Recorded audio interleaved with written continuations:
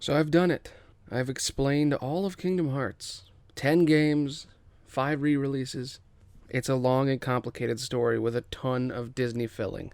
But there's one last thing I want to talk about. Something I've been weaving into all the episodes that I may regret one day. When I was a teenager, I believed in something. Soriku. The conspiracy that Sora and Riku from Kingdom Hearts were secretly so texturally romantic. Now looking back, without nostalgia, at the facts, hundreds of 12-year-old girls, and regrettably me, were also incredibly disappointed. When I played Kingdom Hearts 3, all those memories of hoping that Sora and Riku were together flooded back into my mind. I almost completely forgot that I even believed in this back in the day. And as a few short scenes in Kingdom Hearts 3 played, the delusion broke. They were never going to put them together. It was a beautiful idea that helped a confused kid accept their feelings, and they never intended it to be a possibility. And taking the lesson from Kingdom Hearts 3's 100-Acre Wood, it's time for me to grow up. Sora cared a lot for Riku, and a Japanese businessman would call them close friends, but there's no way that any one of them even thought we would take just a few minutes and run wild with it. In Kingdom Hearts 2, there are a few scenes at the end that are accidentally gay. Sora is searching for Riku, and he runs into Kairi, basically ignoring the love interest they set up in Kingdom Hearts 1, and instead crying on his knees while holding Riku's hand. When this happened, it caused a seed, the idea that there could be more going on. The two of them fight together and are trapped in the realm of darkness together, where they sort of share a moment. At this point, fangirls and a younger me went nuts, looking back in the old games, looking for other ships that don't make any sense, and overall losing our collective shits. Organization 13 became a joke, a bunch of men all living together in a magic castle. Kingdom Hearts became, in the minds of a lot of artistic teens in puberty, the gayest thing in existence. I mean, it's about a group of mysterious bros trying to create and find a giant heart in the sky where they can truly be themselves. As a result of this, when you comb through ignoring things and increase your cognitive dissonance, ignoring all the typical bullshit that makes Sora and Kairi canon, and all the jealousy Riku displays, other than that, there's a lot of metaphorical stuff in there, if you look hard enough. Riku's darkness being a metaphor for his sexuality still holds up.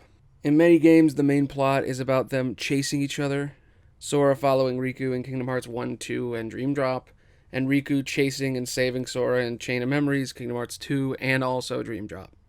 It makes them really seem interested in each other.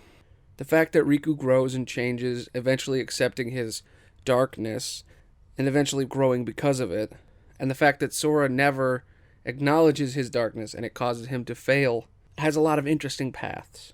In the end, none of these accidental breadcrumbs go anywhere, because they are squashed in Kingdom Hearts 3. Sora and Kairi get together and he sacrifices himself for her.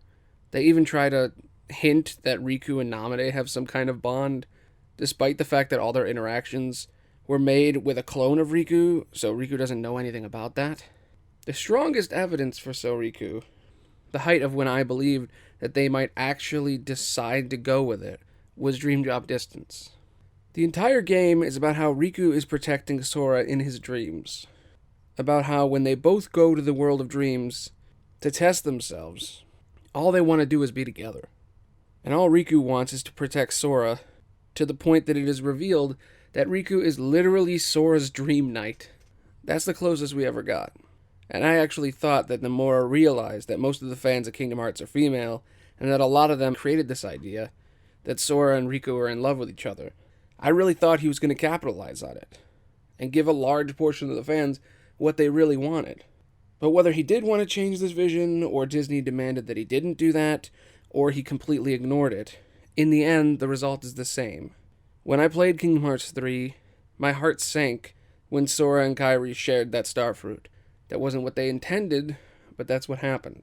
I didn't expect to be hurt by this. I'm a grown-ass man, and I knew that it was all bullshit.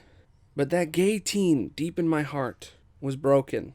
If nobodies were real, Yenalax would be heartbroken. I don't know why I'm making this video, but it would be a travesty not to express the dissatisfaction and disappointment that they didn't have the balls to even try.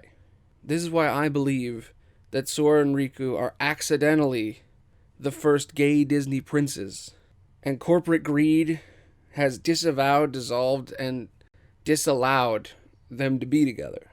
Kingdom Hearts is going to go on forever, but I don't think that will ever happen.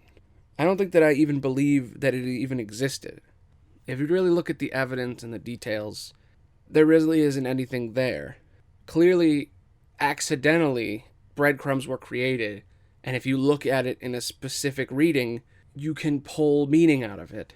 And normally, we would be able to use that to reclaim it and to allow us to create this sort of headcanon that they're together. But Nomura squashed that when he had Sora and Kairi get together in the end.